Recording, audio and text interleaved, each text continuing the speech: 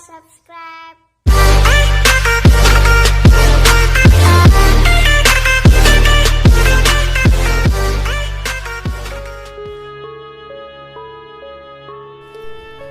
Biografi Pangeran Khotib atau Khotib Mantu Madegan Sampang.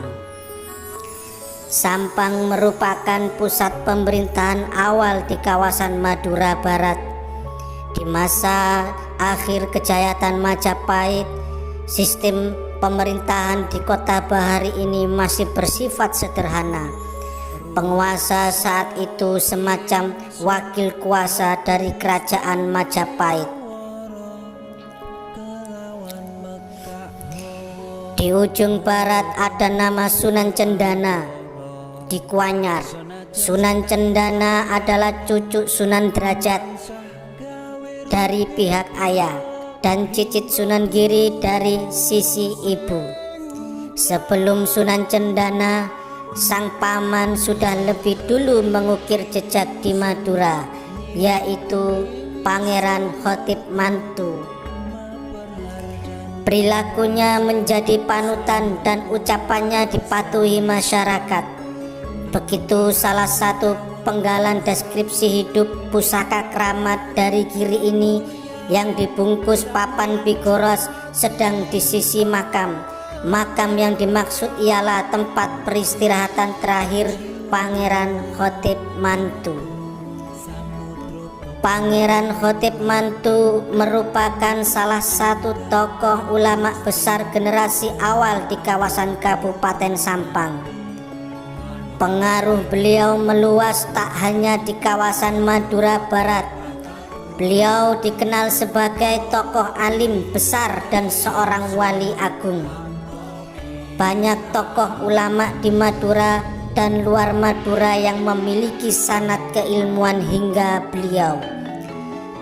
Salah satu amalan ijazah terkenal di Madura dan Jawa diyakini bersanad tunggal pada beliau, yaitu ijazah wirid Songai Raja. Sumber kedatangan Pangeran Khotib Mantu banyak tertera di beberapa lembar catatan silsilah keturunannya. Di pesariannya juga ada semacam deskripsi siapa dan bagaimana mengenai tokoh besar ini. Nama beliau juga tercatat dalam buku sejarah Caranca pemerintahan di daerah-daerah Kepulauan Madura. Dalam buku tersebut, pangeran ini ditulis Pangeran Khotib Sampang, putra Pangeran Kulon I bin Sunan Giri I. Beliau disebut menikah dengan Ratu Kasindaran, janda Pangeran Kasindaran. Ratu Kasindaran adalah salah satu putri dari Kiai Pratanu atau Panembahan Lemah Dur. Sementara di naskah-naskah kuno Madura tercatat Pangeran Khotib Mantu atau Tip Manto, salah satu putra dari Panembahan Kulon di pesariannya.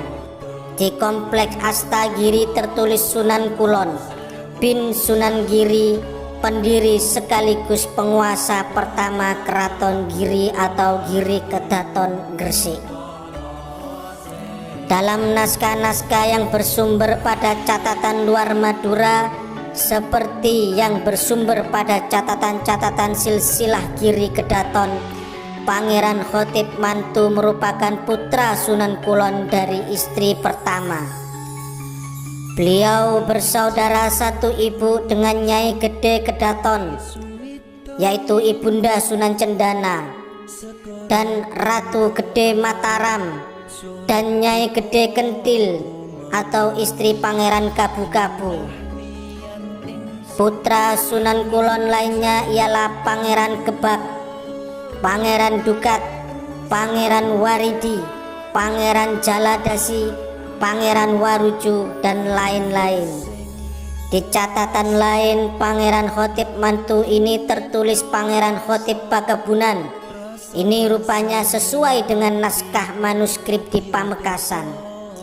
bahwa Sunan Cendana pada waktu ke Madura sempat tinggal bersama pamannya yang bernama Khotib Pakebunan di Sampang. Istilah mantu itu karena beliau ini dijadikan menantu oleh penguasa Madura Barat.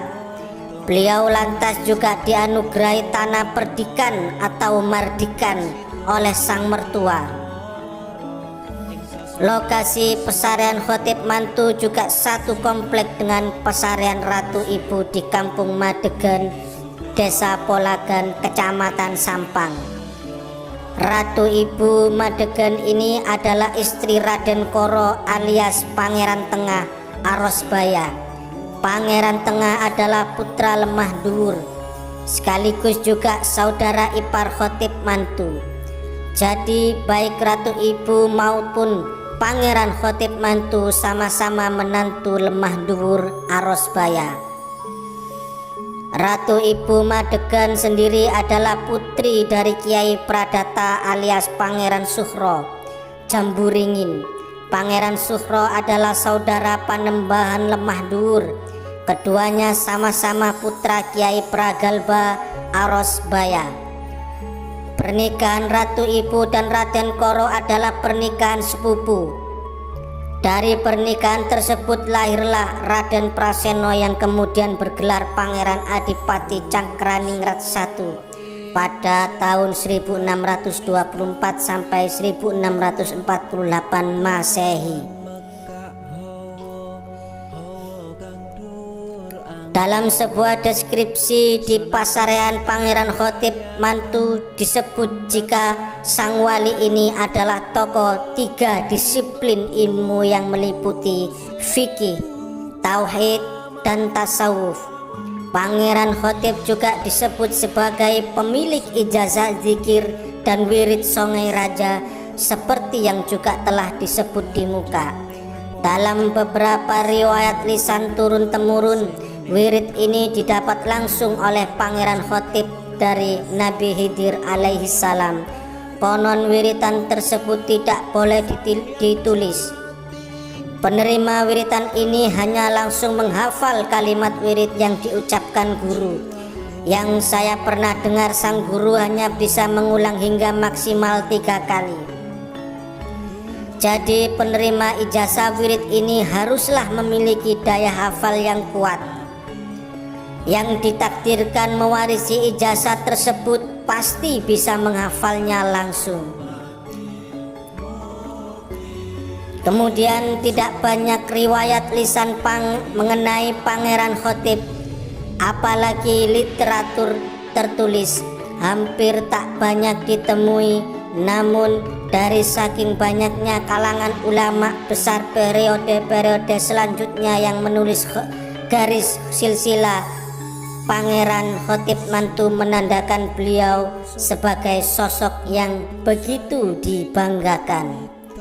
Tak hanya itu, posisinya sebagai cucu wali agung dari Kedaton, menantu penguasa Madura Barat, dan kapasitas keilmuannya yang diakui sejak dulu kala lebih menonjolkan sisi keulamaannya dibanding sebagai sosok bangsawan utama. Beliau laksana pusaka keramat giri di pulau ini.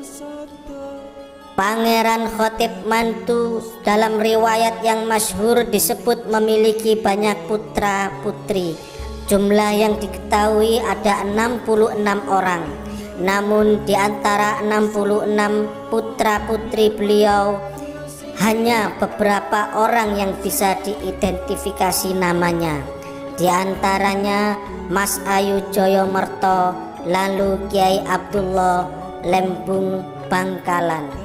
Kiai Abdullah Lembung menikah dengan putri Sunan Cendana yang bernama Nyai Aminah atau Nyai Lembung. Setelah Kiai Abdullah tercatat nama Kiai Khotib Pesapen, terus Kiai Abdul Jabbar alias Bujuk Napo, dan Bujuk Kepai atau Kiai Baligho. Itulah sepenggal Biografi Pangeran Khotib Mantu, Madegan Sampang. Terima kasih.